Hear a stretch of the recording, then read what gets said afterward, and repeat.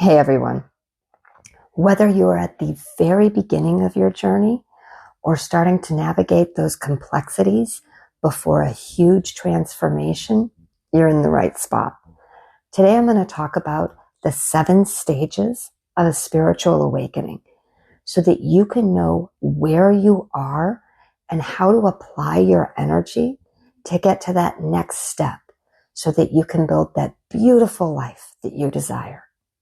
So to anybody who's never been here before, hi, I'm Elizabeth Blackwell from Blissful Home and Body, and I've spent well over the last decade of my life so that I can help others set sacred space and get to their highest and greatest selves. So let's get started. I have broken this down into 7 stages, and I have gotten this from my own journey, helping many others through their spiritual awakenings, and my well over a decade's worth of education. But before I get started, I do want to let you know that this is a continuous cycle, that once you start to awaken, you will go through this process, generally for the rest of your life. But with each time you go through the cycle, you'll gather a little more information, a little more power, and you'll go through the stages a little bit quicker. So let's get started into each of these 7 stages so that you can know where you are on your journey. The first step is what I like to call the catalyst.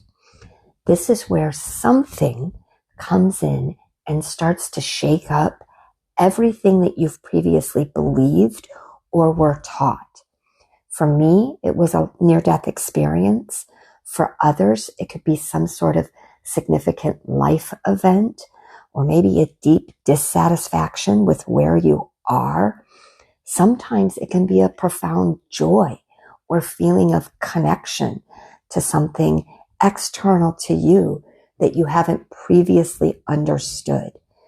But something comes in and gets you to start to question all that you've previously known or believed. The second stage is the search. After that initial shakeup, you start to look for answers and a deeper meaning and purpose. This can be sought for in spiritual practices, religion, or other philosophies. But it is a time that is marked by a deep openness and an inquiry for new perspectives of life and the world around you. The third step is what I actually like to call an awakening. After you've started that initial search for answers, this is where you start to have a deep connection to a higher power, the world around you, or deep within yourself. These moments can be very quick, but they leave a profound impact on you as you start to truly connect both internally and externally, realizing that there is so much more, again, both in the world around you as well as within yourself. So the fourth step is what I call dark night of the soul. Now, I didn't come up with that phrase. It actually comes from a 16th century Spanish mystic named St. John of the Cross in a poem that he wrote, but it has become more used frequently now within spiritual communities. This can also be known as shadow work. But this is when you start to do that internal examination. This is where you go into yourself and you start to look at why you do certain things you do. This is also where a lot of our wounding tends to come up. But then the more lighter side of that is that this is also where intense healing comes into play. This is where it's very good to have specific practices such as meditation, journaling, self-care overall. But you need to go deep within yourself to understand kind of how you got to where you are so that then you can work on healing yourself in order to move forward within your awakening process. The fifth stage is what I like to call integration and expansion. This is where you take all that you have learned and all of that healing that you've worked on, and you start to move forward in the world in a more expanded and connected way.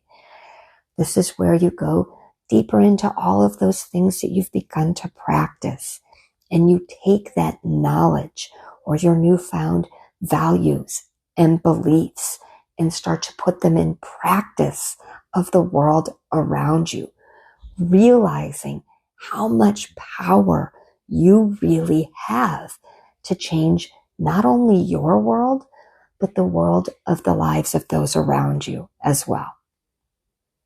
The sixth stage is what I call service and co-creation.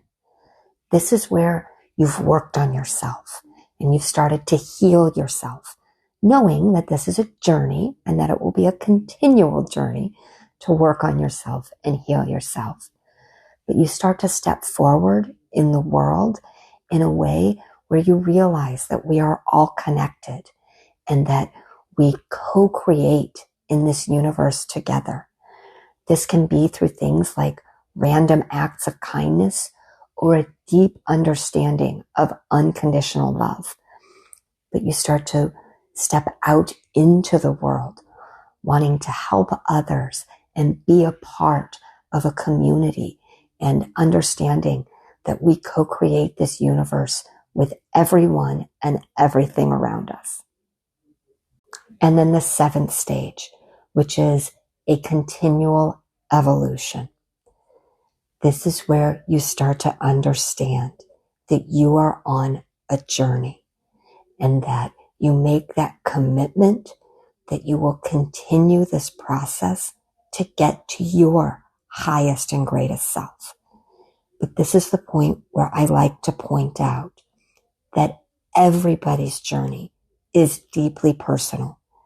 You are an individual soul on an individual path, and you have different lessons to learn than any other soul that is within this universe.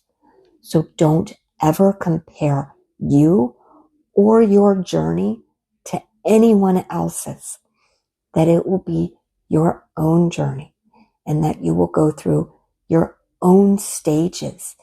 That yes, these will generally break down into this particular cycle, but you have to do it in your own way, knowing that nobody can tell you exactly how to go through this process, but you have to go deep within yourself as you repeat this cycle throughout your entire life so you can get to that highest and greatest self. So I deeply hope that this has served you well and will help you along your spiritual awakening. If it has, please hit that like button, as it really does help out small channels like this.